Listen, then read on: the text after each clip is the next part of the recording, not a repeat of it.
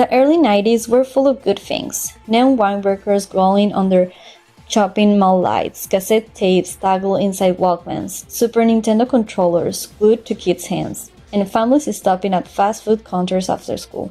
It was a colorful decade, carefree, loud, unforgettable. But even in good times, unexpected dangers can hide in plain sight. Few imagine that a simple fast food hamburger could spark a global revolution in food safety. Yet, in January 1993, the United States faced an outbreak so severe that it exposed the deepest cracks in meat inspection systems and forced the world to rethink how we protect our food. Health officials say people infected with the E. coli bacteria may be unknowingly infecting others.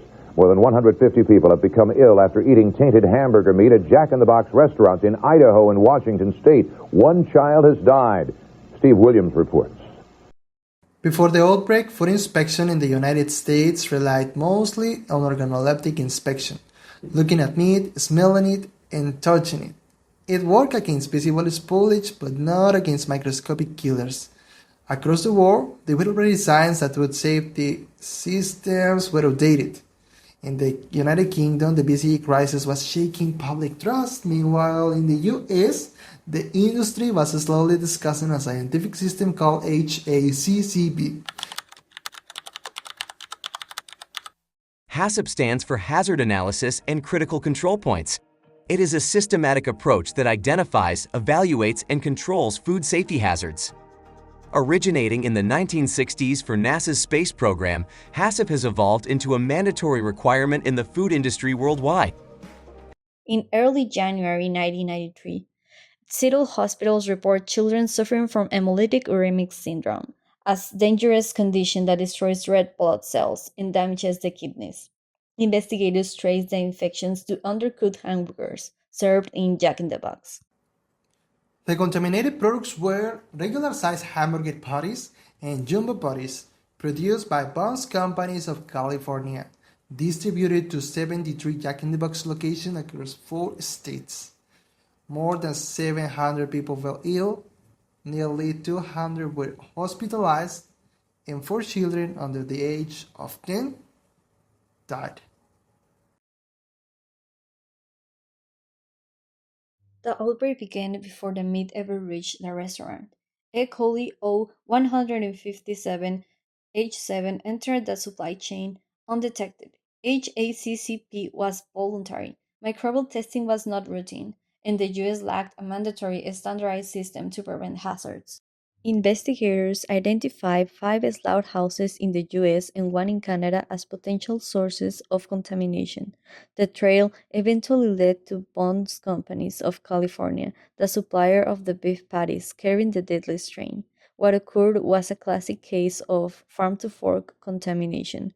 During slaughter, intestinal contents containing the pathogen came into contact with meat surfaces. Subsequent grinding of the beef spread the contamination through the product. Jack in the Box had been warned repeatedly that their hamburgers were undercooked, but management refused to risk cooking temperatures because 155 Fahrenheit degrees made the patties too tough. The choice of E. coli to survive, and meal heating can even stimulate toxin production in certain conditions. E. coli O157H7 is a gram-negative, non-spore-forming mesophilic facultative anaerobe that naturally resides in cattle. Its infectious dose is extremely low, as few as 10 to 100 cells, making it especially dangerous for children. This strain carries bacteriophage genes that enable production of Shiga toxin, one of the most potent agents in foodborne diseases. The bacteria typically do not produce significant amounts of the toxin in food itself. Instead, once contaminated food is ingested, E. coli survives stomach acid, attaches to the intestinal lining, and begins producing Shiga toxin. The toxin binds to GB3 receptors, like sphingolipid molecules on enterocytes and kidney endothelial cells, allowing entry into the cell.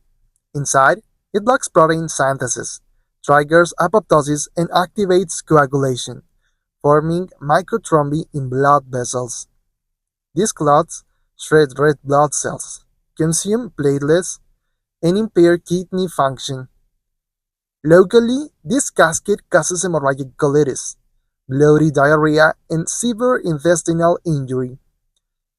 If the toxin escapes into the bloodstream, it further targets kidney endothelial cells and may extend to the brain, leading to hemolytic uremic syndrome, acute renal failure, neurological complications, and, in the most tragic cases, death.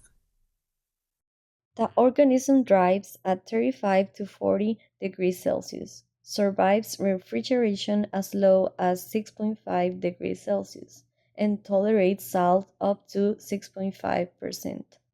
Cooking destroys the bacteria at 71 degrees Celsius, but standard cooking temperatures do not reliably destroy the toxin. To inactivate gigatoxin, food will need to be heated to 85 Celsius degrees for at least 1 minute. This is far above typical cooking temperatures, meaning that preventing toxin formation is the only practical control. At the industrial level, validated lethality steps can drastically reduce pathogens.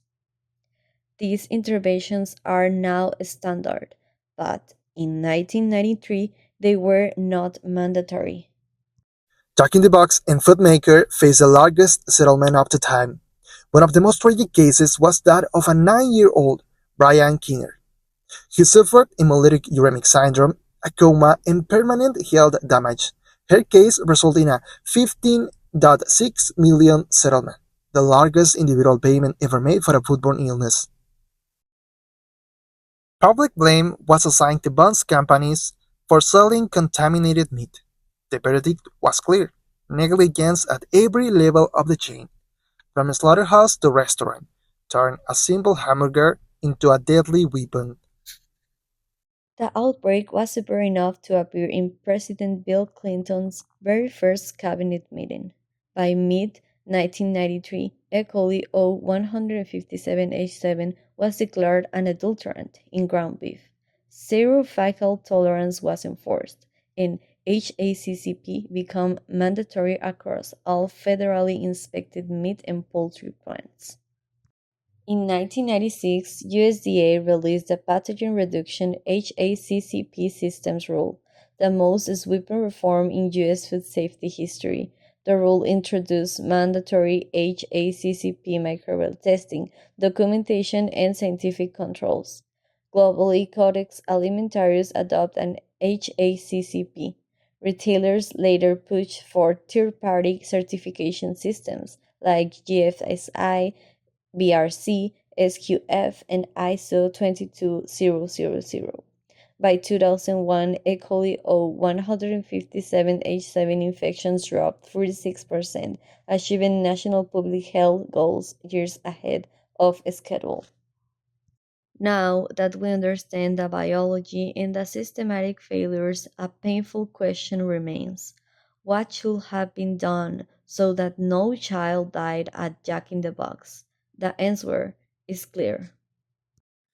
The outbreak was preventable by proper HCCP, real testing, validated lethally, safe cooking, and awarenesses of E. coli love infections dose. If these measures were in place, even half of them, those children will be alive today. Science exists, the interventions exist, but the system simply failed to use them. Are we prepared for the next preventable tragedy? The answer is no. We are not yet fully prepared. We must continue to learn from past failures in food safety. E. coli O157A7 still causes an estimated of 63,000 illnesses each year in the US, with ground beef remaining a major vehicle of transmission. Yet, beef is not the only source. Leafy greens, sprouts, unpasteurized milk, and juices, and contaminated water can also carry this lethal strain. As consumers, we can take simple but powerful steps to protect ourselves and our families. Food safety is not optional. It is the line between prevention and tragedy.